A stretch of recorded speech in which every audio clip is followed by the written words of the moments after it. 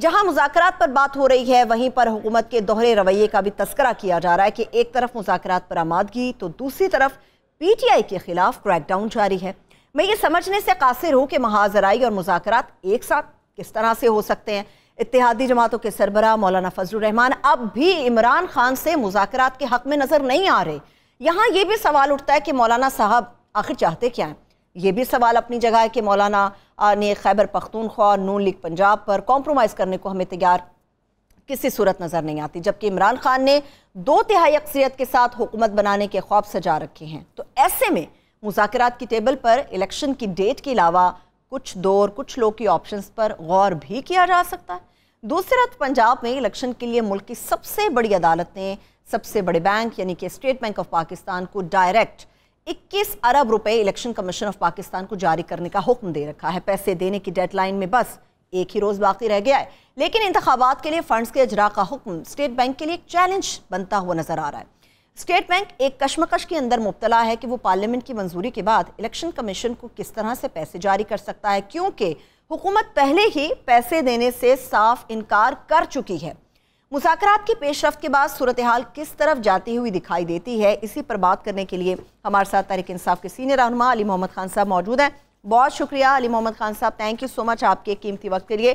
मुझे पहले तो अली मोहम्मद खान साहब ये बताइएगा कि जब तक ये बात थी कि शायद नून लीग के साथ मुज़ाकरात होंगे, तो खान साहब हमें थोड़े से रिलक्टेंट नज़र आ रहे थे और चाह रहे थे कि उनकी टीम मुज़ाकरात करेगी। APC अगर हो जाती है तो आप इसे किस तरह से वेलकम करेंगे? बहुत शुक्रिया, आपने बड़ा अच्छा इब्तिदाइया दिया।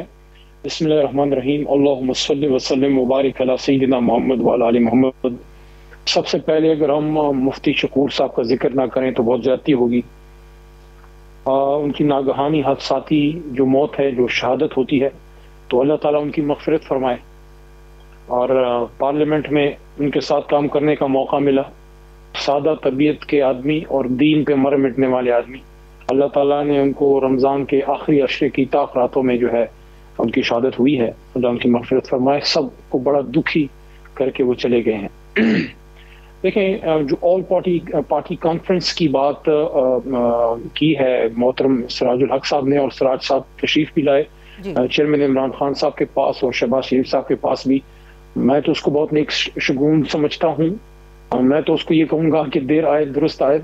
और इससे ज़्यादा मुझे खुशी सबसे ज़्यादा ये है कि अगर इसका कोई हल निकलता है तो इसकी इनिशिएशन पॉलिटिकल फोर्सेस के अपने अंदर से हो रही है। ये बहुत अच्छी बात है।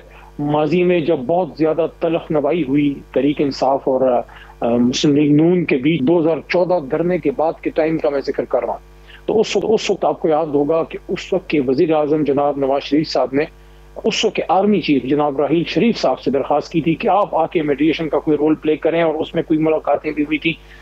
ये चीज़ें जमहूरियत के लिए अच्छी नहीं है। ये चीज़ें हमारे इदारों के लिए, एस्टैब्लिशमेंट के लिए भी अच्छी नहीं है। तो आज अगर आप देखें तो उसके बिल्कुल बरक्स हो रहा है कि सियासी मसाइल का हल अगर सियासी सिस्टम के अंदर से निकले, हालांकि बहुत देर हो गई है, काफ़ी देर हो गई है, लेकिन अंग्रेजी में कहते हैं कि it is never too late. सही सही, ठीक है। मतलब मैं कह सकती हूँ कि खुशी है मुझे इस बात की कि आप लोग वेलकम कर रहे हैं, और आइंदा आने वाले दिनों में हमें शायद किसी हद तक ये बहरान टलता हुआ नजर आएगा। मगर एक और भी मसला है अली मोहम्मद खान साहब, यकनकाती एजेंडा रखा गया है APC का, और अभी तक ये खबरें हैं कि जी एक ही दिन इलेक्शन के हवाले से कोशिश की जाएगी कि राज़ी किया जाए। आप लोगों की तो डिमांड यही है कि जनाब पहले दोनों सूबों के अंदर इलेक्शन हो जाने चाहिए, और सुप्रीम कोर्ट ने बाकायदा ऑर्डर भी पास कर दिया पंजाब के हवाले से। तो ऐसे में आप लोग APC में किस तरह से जाएंगे, क्या होगा वहाँ पर, क्या करेंगे आप लोग? देखिए, पहली बात तो यह है, बहुत ज़्यादा हार्ड लाइंस के बीच में से ये एक ब्रेक थ्रू की तरफ हम जा रहे हैं। अल्लाह करे कि इसका कोई अच्छा नतीजा निकले। तो बहुत ज़्यादा हार्ड एंड फास्ट लाइंस नहीं खींचने चाहिए कि इस तरह नहीं हो सकता, उस तरह नहीं हो सकता। बुनियादी काम इलेक्शन कराना है, वक्त पे कराना है, और कोशिश ये करनी है। मैं तो ये कहता हूँ कि महीना ऊपर नीचे से ज़्यादा अहम यह है कि ट्रांसपेरेंट हो, और एक ज़बरदस्त इलेक्शन हो कि सब उसको माने। उसके लिए सियासी फोर्सेस का आपस में बैठना वैसे भी बहुत ज्यादा जरूरी है। 14 मई डेट है सुप्रीम कोर्ट ऑफ पाकिस्तान की तरफ से, और बार बार हुकूमती हलकों की तरफ से ये बात आ रही है कि वो चाहते हैं कि एक डेट में हो। आईन में ऐसी कोई कदगन नहीं है कि आप 2 डेटों पे या 3 डेटों पे नहीं कर सकते। ये तो इत्तेफाक ऐसा हो गया कि दोनों असेंबलियां उस टाइम पे टूटी हैं जब जनरल इलेक्शन भी आ रहा है, लेकिन आईन में इसकी भी गुंजाइश है कि अगर जनरल इलेक्शन हो जाए, साल 6 महीने 2 साल बाद एक सूबाई असेंबली टूटती है या इवन कौमी असेंबली टूटती है, बाकी सिस्टम रहेगा। लेकिन ये डेमोक्रेसी है, ये एक मजबूत, अगर हम मजबूत डेमोक्रेसी की तरफ जाएंगे तो इस तरह की चीजें होती रहेंगी। असेंबलियों में के इजलास भी होंगे, इस्तीफे भी आएंगे, उसमें डिसोल्यूशंस भी होंगी, सिस्टम आगे जाता रहना चाहिए। और सिस्टम के ऊपर मजबूत अम्ब्रेला जो है, जिसके नीचे सारा सिस्टम चलता है, वो आईन है। अगर हम आईन के मुताबिक जाएंगे तो ये सारी चीजें they will fall in place. अब आखिर में ये नुक्ता दोबारा कि अगर हुकूमत समझती है कि एक डेट पे हो तो उनको फिर थोड़ी स्पेस देनी होगी, और 1 या 1.5 या 2 महीने पहले अगर वो असेंबली डिसॉल्व करते हैं, कौमी असेंबली, तो फिर एक नुक्ते पे आया जा सकता है कि एक डेट पे इलेक्शन हो। और यही बात तो 2 मरतबा पिछले जो प्रोसीडिंग हुई सुप्रीम कोर्ट की, तो ऑनरेबल चीफ जस्टिस साहब ने और जो सीनियर बेंच था उसने 2 मरतबा ये अपॉर्चुनिटी दी कि क्या सियासी फोर्सेस आपस में बैठ के इसका कोई हल नहीं निकाल सकते, अदरवाइज फिर अदालत को डेट देनी होगी। तो उन्होंने जो डेट दी है वो मौका जब अवेल नहीं हुआ, हमारी तरफ से हुआ अवेल। जैसे ही पहली दफा जब ये बात चीफ जस्टिस साहब ने की, तो उसी वक्त हमारे वकील अली जफर साहब ने खड़े होकर इस बात का अदा किया, और सेक्रेटरी जनरल असद उमर साहब ने भी इस बात का इजहार किया कि तहरीक इंसाफ जो है वो अवेलेबल है, हम हर तरह की कमिटमेंट के लिए हाजिर हैं। ये बात हुई कि सुप्रीम कोर्ट में कि आप टेम्परेचर थोड़े स्केल डाउन करें और ये मामला का सियासी हल निकालें। सही है, ठीक है, ये बड़ी अच्छी बात है, मुज़ाकरात होने चाहिए। आपने बिल्कुल बजा फरमाया, सुप्रीम कोर्ट ऑफ पाकिस्तान की तरफ से भी 2 मरतबा बात की गई थी, सियासी डायलॉग होना चाहिए, अगर होने जा रहा है बड़ी अच्छी बात है। एक आम तासुर उठ रहा है अली मोहम्मद खान साहब, ये कि आर्मी चीफ साहब ये बात करते हैं नए और पुराने की नहीं, हमारे पाकिस्तान की बात करनी है। फिर सिराजुल हक साहब की खान साहब के साथ एक मीटिंग होती है, उसके बाद फिर एक APC कॉल हो जाती है, शहबाज साहब भी एग्री करते हैं, खान साहब भी एग्री करते हैं। तो जिस तरह से भी हो रहे हैं अच्छी बात है, मुज़ाकरात होने चाहिए, टेबल के गिर्द आना चाहिए, लेकिन क्या ये बात दुरुस्त है या गलत है, या आप मुझे बताएंगे कि दबाव के नतीजे में नहीं हो रहे?